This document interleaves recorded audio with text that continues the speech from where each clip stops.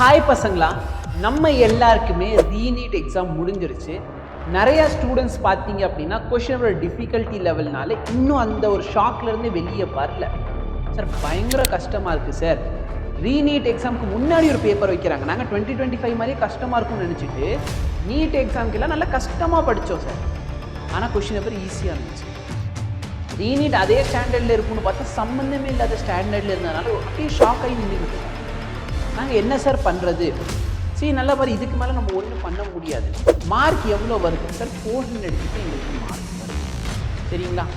இப்போ ஆக்சுவலாக நான் கட் ஆஃப் எவ்வளோ அப்படின்னு சொல்லிடுறேன். ஸோ அதில் உங்களுக்கு எந்தெந்த கோர்ஸ் கிடைக்க வாய்ப்புகள் இருக்குது. சரியா?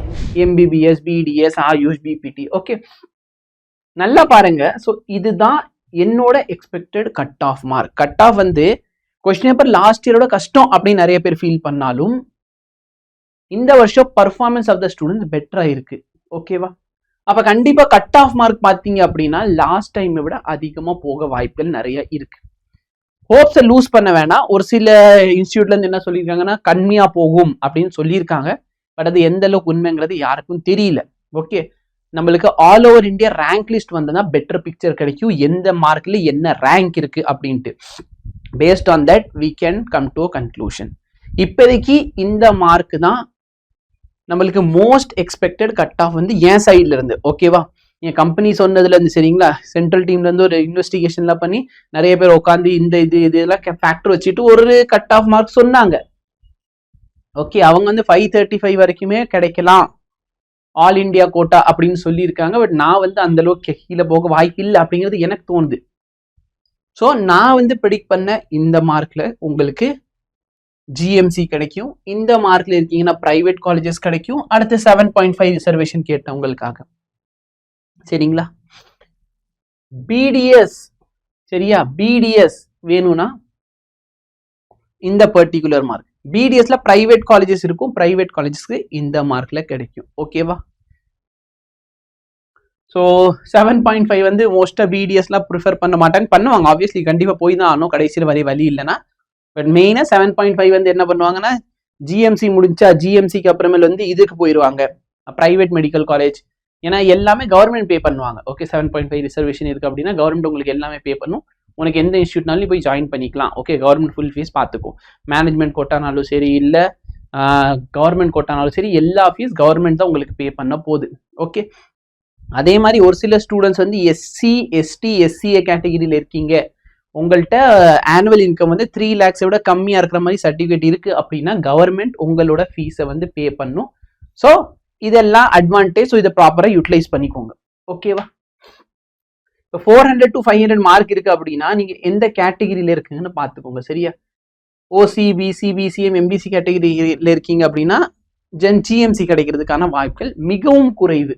ஓகே, இதே இங்க இருக்கீங்க அப்படின்னா பிசிக்கு மேபி கிடைக்கலாம். ஸோ 400னா 400 to 500. சரியா? 300 to 400ல இருக்கீங்கன்னா இங்க எங்கேயுமே உங்க பேர் வராது. ஓகேவா? ஸோ 300ல இருக்கீங்கன்னா பிடிஎஸ் வேணா ட்ரை பண்ணலாம், அதுவும் எங்க பிரைவேட் காலேஜஸ்ல. ஓகேவா? ஸோ இதுதான் நிலவரம். ஓகேவா? ஸோ 400ல இருந்து இருக்கீங்க அப்படின்னா இந்த காலேஜஸ்ல நீங்க எதிர்பார்க்கலாம். 7.5ல இருக்கீங்கன்னா 400 to 500க்குள்ள இருக்கீங்கன்னா சரிங்களா, எல்லாருக்குமே சீட் கிடைக்க வாய்ப்புகள் இருக்கு. ஓகே, ஸோ பிடிஎஸ் நார்மல் கேட்டகிரியில இருக்கீங்க. சரியா?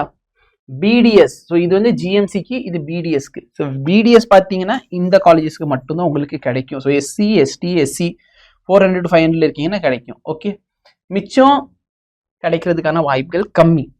சரி, ஏன் சார் இங்கே பெரிய ஃப்ளக்சுவேஷன் இல்லை அப்படின்னா வெறும் 3 காலேஜ் தான் இருக்கு பிடிஎஸ்க்கு, கவர்மெண்ட் காலேஜஸ். ஓகே, மோஸ்டா ஸ்டூடெண்ட்ஸ் பார்த்தீங்கன்னா ஜிஎம்சி கிடைக்கலன்னா பிடிஎஸ் போயிடுவாங்க. அதுக்கு அடுத்து ப்ரிஃபர் பண்றது தான் MBBS in private college government quota. So இதுதான் உண்மை.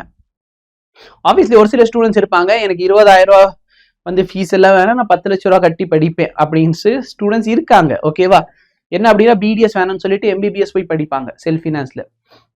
நான் எதெல்லாம் பார்த்துருக்கேன் அப்படின்னா ஒரு சில ஸ்டூடெண்ட்ஸ் என்ன பண்ணுவாங்கன்னா ஒரு டாப் 30 ஜிஎம்சி கிடைக்கல, கடைசி 6 ஒரு நீல்கிரிஸ் அந்த மாதிரி ஒரு ஜிஎம்சி கிடைக்குது அப்படின்னா அந்த ஜிஎம்சி வேணும்னு சொல்லிட்டு பிஎஸ்ஜி காலேஜ், கேஎம்சிஹெச் காலேஜ் கோயம்புத்தூர்ல இருக்கு பார்த்தீங்கன்னா டாப் மெடிக்கல் காலேஜஸ் ப்ரிஃபர் பண்ணுவாங்க. அப்படி பண்றப்ப ஜிஎம்சியில சேர்ந்த ஃபீஸ் 20,000. ஆனா இதை வேணாம்னு சொல்லிட்டு அவங்க they prefer private colleges. So அங்கே 10 லட்ச ரூபா ஃபீஸ் வந்துடும் வருஷத்துக்கு. ஓகே, ஸோ நல்லா பாரு, 400 மார்க்ல இருக்கீங்க அப்படின்னா இதுதான் நிலவரம். ஸோ உங்களுக்கு பிடிஎஸ் கிடைக்க வாய்ப்புகள் இருக்கு. அகைன் இந்த 3 கேட்டகிரி தான் 400 to 500 இருக்கீங்க அப்படின்னா பிடிஎஸ் கிடைக்க வாய்ப்பு இருக்கு. ஓகேவா? ஆப்வியஸ்லி பிரைவேட் மெடிக்கல் காலேஜ் இங்கே கிடைக்கலாம். ஓகே, ஸோ 400 to 500 இருக்கீங்க அப்படின்னா எஸ்சி எஸ்டி எஸ்சிஏ எஸ்டி 3 கேட்டகிரிக்கு மட்டும்தான் ஜிஎம்சியும் கிடைக்க வாய்ப்பு இருக்கு, பிடிஎஸ் கிடைக்கும் வாய்ப்புகள் இருக்குது. ஓகேவா?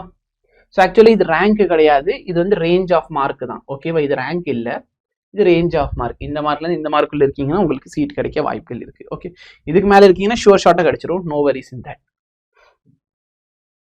7.5ல இருக்கீங்க அப்படின்னா கண்டிப்பா உங்களுக்கு கிடைக்கிறதுக்கு வாய்ப்புகள் இருக்கு. So based on your mark இதை பார்த்துக்கோங்க.